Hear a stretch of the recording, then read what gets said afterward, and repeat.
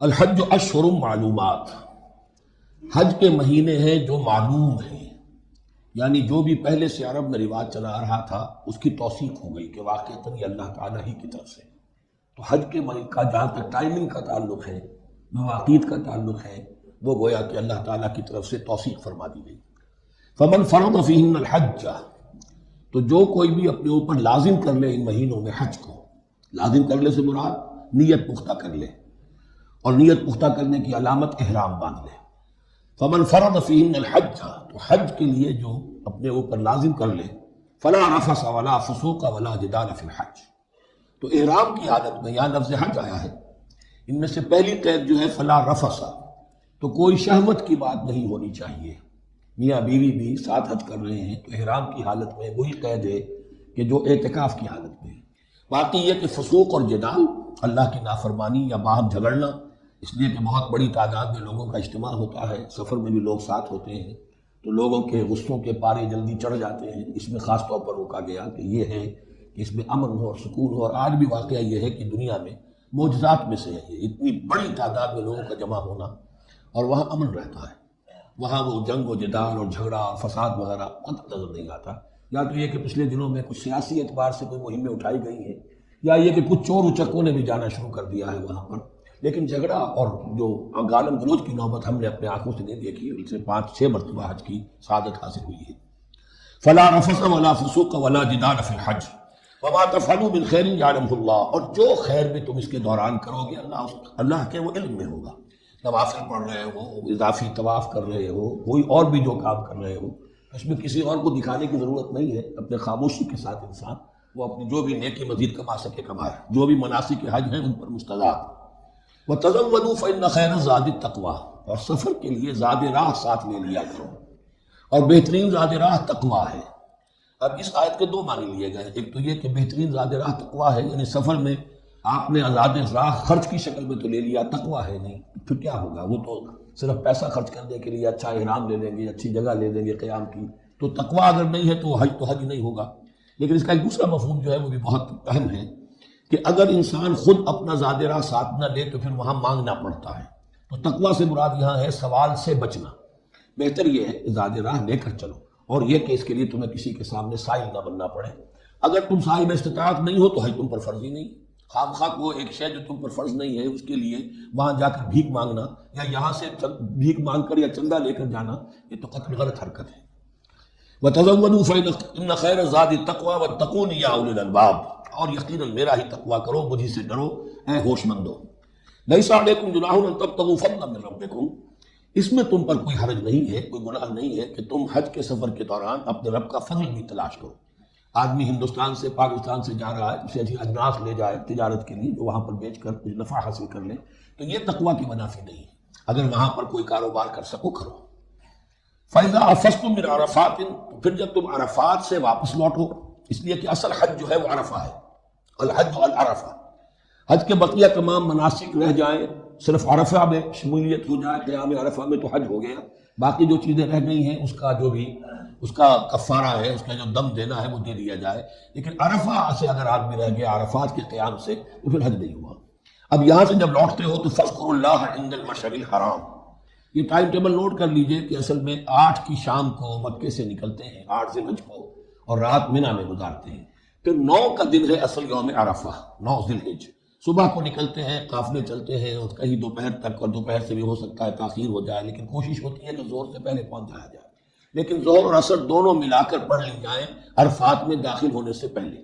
اس لیے جو مسجد ہے عرفات کے میدان سے ملحق، وہ عرفے کے اندر شامل نہیں ہے، وہ اس کی حدود سے باہر ہے۔ تو اصلی اس کا افضل یہی ہے کہ ظہر اور عصر ملا کر وہاں پڑھی جائیں، اور اس کے بعد سے غروب آفتاب تک قیام ہے، وہ عرفات کا قیام ہے، اس میں کوئی نماز نہیں، یعنی جو روایتی جو عبادت ہے اس کے سب دروازے بند۔ اب تو اگر دعا کی آپ کے اندر ایک روح پیدا ہو چکی ہے، اپنے رب سے ہم کلام ہو سکتے ہیں، اور آپ کو حلاوت مناجات حاصل ہو گئی ہے، تو دعا مانگتے رہیے، بس یہی ہے دعا۔ قیام عرفہ جو ہے کھڑے ہو کر بیٹھے ہوئے جس طرح بھی ہو اللہ سے مناجات کرو، یا پھر یہ کہ اگر اس میں کمی ہو جائے کسی وجہ سے تو آدمی تلاوت کرے، لیکن یہ کہ عام نماز نہیں۔ فَإِذَا أَفَضْتُم مِّنْ عَرَفَاتٍ فاذكروا اللَّهَ عِندَ الْمَشْعَرِ الْحَرَامِ، یہ مزدلفہ کا قیام ہے، 9 کی شام کو مغرب کی نماز کا وقت ہو چکنے کے بعد وہاں سے روانگی ہے، لیکن وہاں مغرب کی نماز پڑھنے کی اجازت نہیں ہے۔ اب جاؤ اور مغرب اور عشاء دونوں جمع کرو اس میں مشعر حرام یعنی مزدلفہ میں۔ وَاذْكُرُوهُ كَمَا هَدَاكُمْ،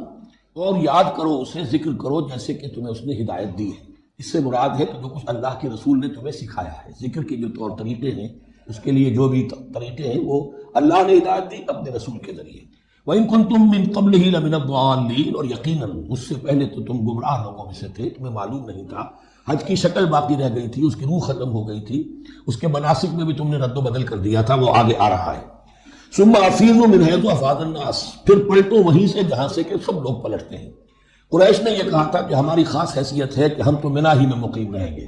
باہر سے آنے والے لوگ عرفات جائیں اور عرفات سے پھر واپس لوٹیں، یہ سارے مناسک ہمارے لیے نہیں ہیں، ہم تو مکے والے ہیں اور ہماری شان یہ ہے کہ ہم عرفات نہیں جائیں گے، منا ہی میں قیام رہے گا۔ یہاں بتایا گیا کہ یہ تم نے غلط بات ایجاد کر لی ہے۔ ثم افیضوا من حیث افاض الناس، جہاں سے سب لوگ لوٹتے ہیں یعنی میدان عرفہ سے، وہیں سے لوٹیں۔ واستغفر اللہ، اللہ سے استغفار کرتے رہو، ان اللہ غفور رحیم، یقینا اللہ بخشنے والا رحم فرمانے والا ہے۔ فَإِذَا قَضَيْتُم مَنَاسِكَكُمْ، اور جب تم اپنے یہ مناسک ادا کر لو، پورے کر لو، فاذکروا اللہ کذکرکم آباءکم، تو اب اللہ کا ذکر کرو جیسے کہ تم اپنے آباء و اجداد کا ذکر کرتے رہے ہو، جس شد و مد کے ساتھ۔ وہاں یہ ہو گیا تھا کہ پھر بنا میں جب یہ ٹھہرتے تھے تو اپنے آباء و اجداد کے قصیدے بیان کیے جا رہے ہیں، جیسے ہمارے ہاں ہوتا ہے، جو دیہاتی لوگ ہوتے ہیں، راجپوت لوگ ہوتے ہیں، ان کے میراثی ہوتے ہیں، اسی طرح وہاں شعراء ہوتے تھے قبائل کے، وہ ان قبیلوں کی مدح بیان کرتے تھے، ان کے بڑے بزرگوں کی، اسلاف کی جو ہے عظمت بیان کرتے تھے۔ اللہ کا ذکر ختم ہو چکا تھا، فرمایا جس شد و مد کے ساتھ تم اپنے آباء و اجداد کا ذکر کرتے رہے، اب اسی شد و مد کے ساتھ، بلکہ او اشد ذکرا، بلکہ اس سے بھی زیادہ شد و مد کے ساتھ اب اللہ کا ذکر کرو۔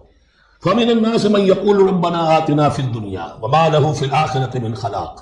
لوگوں میں سے وہ بھی ہیں جو یہی کہتے رہتے ہیں رب ہمیں دے دے دنیا ہی میں، ایسے لوگوں کے لیے آخرت میں کوئی حصہ نہیں ہے۔ یعنی وہاں پہنچ کر بھی ساری دعائیں ان کی دنیاوی چیزوں کے لیے ہیں، مال کے لیے، اولاد کے لیے، ترقی کے لیے، اور دنیا کی جو بھی چیزیں ہیں، اپنی کوئی مشکلات ہیں ان کے رفع کرنے کے لیے، کیونکہ ان کے دلوں میں دنیا بسی ہوئی ہے۔ اشربوا فی قلوبہم الدنیا، ان کے دلوں میں جیسے بنی اسرائیل کے دلوں میں بچڑے کا تقدس ملا دیا گیا تھا اور محبت، اسی طرح ہمارے دلوں میں دنیا کی محبت ہے، تو وہاں جا کر بھی دنیا ہی کی دعائیں ہیں۔ فَمِنَ النَّاسِ مَن يَقُولُ رَبَّنَا آتِنَا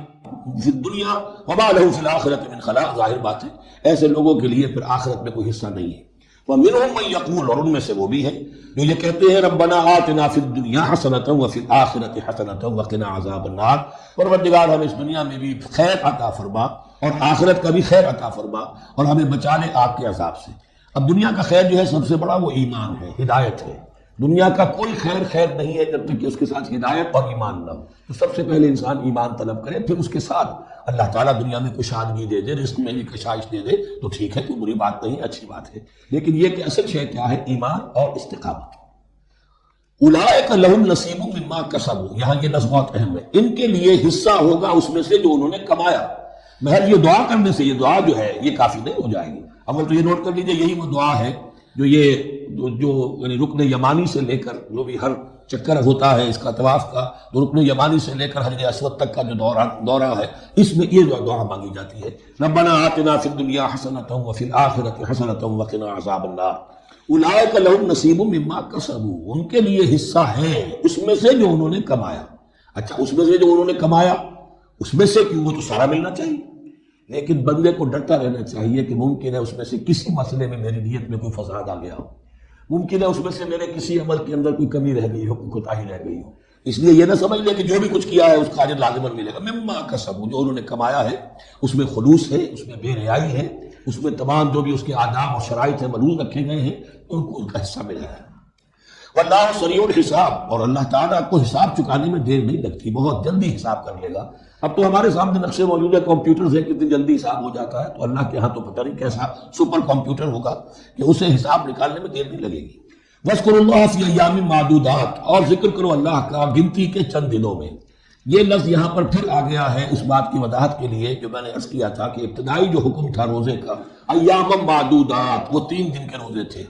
اس لیے کہ یہاں بھی معدودات کا لفظ آیا فی ایام معدودات، اور سب کو معلوم ہے یہ 3 دن ہیں، 11ویں 12ویں 13ویں تاریخ میں ذی الحجہ کی، کہ پھر یوم نحر کے بعد 3 دن یہاں پر قیام ہے، مبیت ہے، وہ 3 دن ہیں ایام معدودات۔ فمن تعجل فی یومین، تو جو کوئی 2 دن ہی میں جلدی سے واپس آ جائے فلا اثم علیہ، یعنی 3 دن پورے نہیں کرتا، 2 دن ہی میں واپسی کو اختیار کر لیتا تو کوئی گناہ اس پر نہیں ہے۔ ومن تاخر، اور جو پیچھے رہے یعنی 3 دن کی مقدار پوری کر لے فلا اثم علیہ لمن اتقی، تو اس پر بھی کوئی گناہ نہیں، لیکن شرط ہے تقوی۔ جو 2 دن میں چلا گیا تقوی تھا تو بھی اللہ تعالیٰ کے ہاں اس کا اجر محفوظ ہے، تو 3 دن رہا تقوی ہے، تیسرے دن اس نے کچھ اور ہی حرکتیں نہ شروع کر دی ہوں، جی اکتایا ہوا ہے اور طبیعت کے اندر جو ہے وہ ٹھہراؤ نہیں ہے، تو وہ تیسرا دن اس کے لیے کچھ خاص مفید نہیں ثابت ہوگا، لیکن یہ کہ اصل شے جو ہے اللہ کے ہاں جو چیز کے شرط لازم ہے قبولیت کے لیے وہ تقوی ہے۔